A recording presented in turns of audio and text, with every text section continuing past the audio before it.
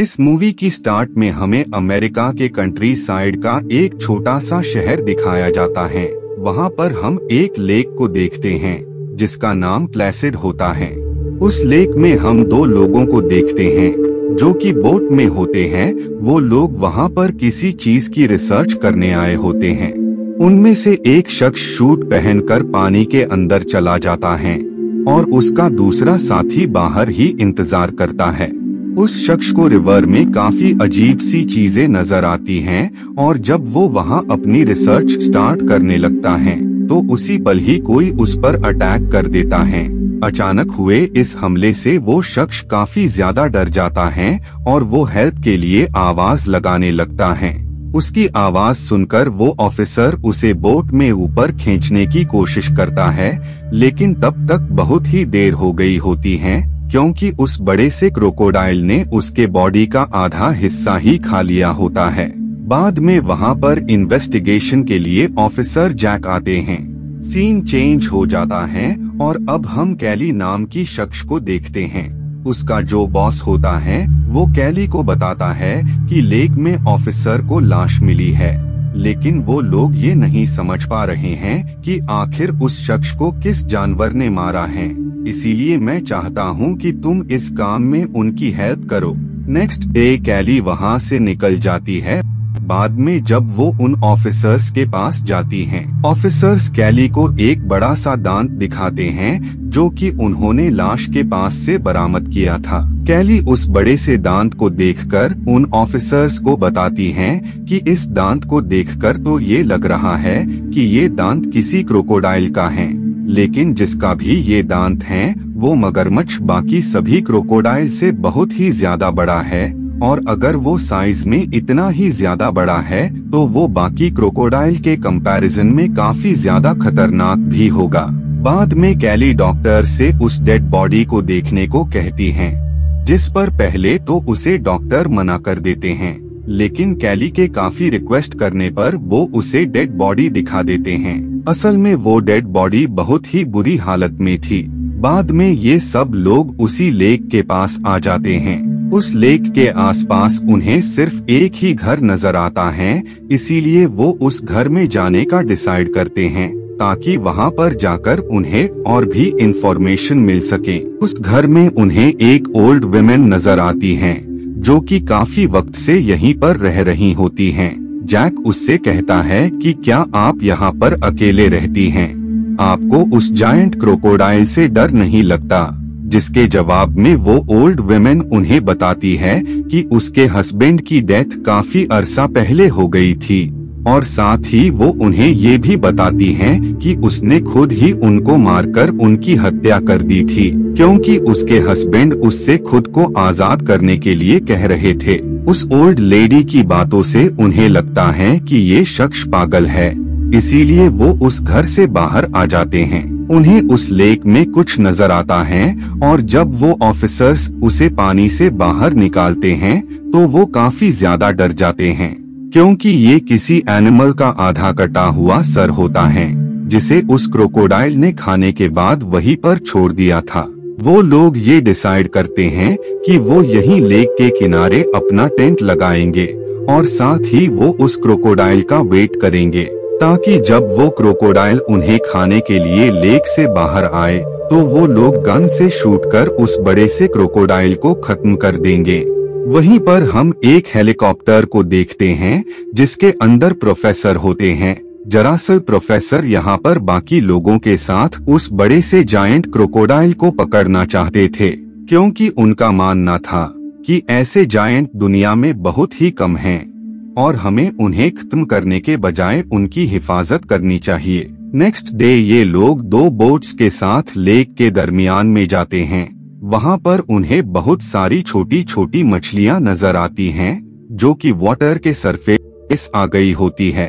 कैली और बाकी ऑफिसर्स को भी ये देखकर कुछ भी समझ नहीं आ रहा होता है। तभी उसी दौरान इनकी बोट से कोई चीज टकराती है जिसकी वजह से बोट पलट जाती है। दरअसल वो चीज कोई और नहीं बल्कि वही क्रोकोडाइल था जिसने उन पर अटैक किया होता है। खैर ये लोग कैली को बोट पर खींच लेते हैं बाद में ये सब किनारे पर टेंट के पास आ जाते हैं। कैली को वहाँ पर किसी शख्स का अंगूठा मिलता है, जिस पर वो प्रोफेसर उन्हें बताता है कि ये अंगूठा किसी ह्यूमन का है, जिस शख्स को क्रोकोडाइल ने मारकर खा लिया होगा और उसका अंगूठा यहीं पर रह गया होगा। वो क्रोकोडाइल काफी लोगों को मार चुका है, लेकिन बस अब और नहीं, हमें जल्द से जल्द उस बड़े से क्रोकोडाइल को पकड़ना होगा ताकि वो अब किसी को भी नुकसान न पहुंचा पाए। नेक्स्ट डे ये लोग वहीं पर जाने लगते हैं जहां पर क्रोकोडाइल ने इनकी बोट पर अटैक कर उसे पलट दिया था। प्रोफेसर स्पीकर को पानी में डाल देता है और वो उसमें ऐसी रेस निकालता है जिससे क्रोकोडाइल को लगे कि उसके आसपास काफी सारी मछलियां हैं और जब वो फिश को खाने के लिए वहां पर आएगा तो वो उस पर अटैक कर उसे खत्म कर देंगे।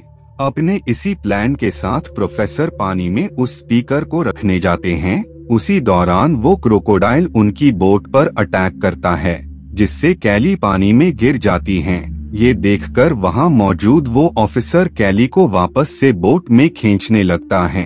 इधर उनका साथी उस स्पीकर को खींच रहा होता है। उसी पल क्रोकोडाइल उस पर अटैक कर देता है, जिस वजह से वो शख्स मारा जाता है। बाद में ये सब किसी तरह उस जायंट क्रोकोडाइल से खुद को सेव करके किनारे पर आ गए होते हैं। उन सभी में कैली सबसे ज्यादा डरी हुई थी, क्योंकि वो 2 बार क्रोकोडाइल का शिकार बनते बनते बची थी।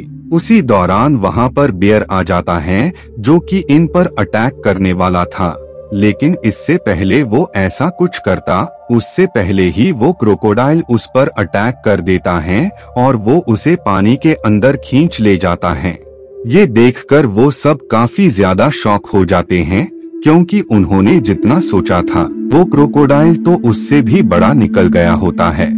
वो लोग जब इसके बारे में रिसर्च करते हैं तो उन्हें पता लगता है कि इस क्रोकोडाइल का साइज 30 फीट तक हो सकता है। नेक्स्ट डे ये सब जंगल के और भी अंदर जाते हैं तो वहाँ पर उन्हें हैरतअंगेज चीज पता लगती है। दरअसल वहाँ पर उन्हें क्रोकोडाइल के पंजों के निशान मिलते हैं, जो कि काफी अजीब बात थी।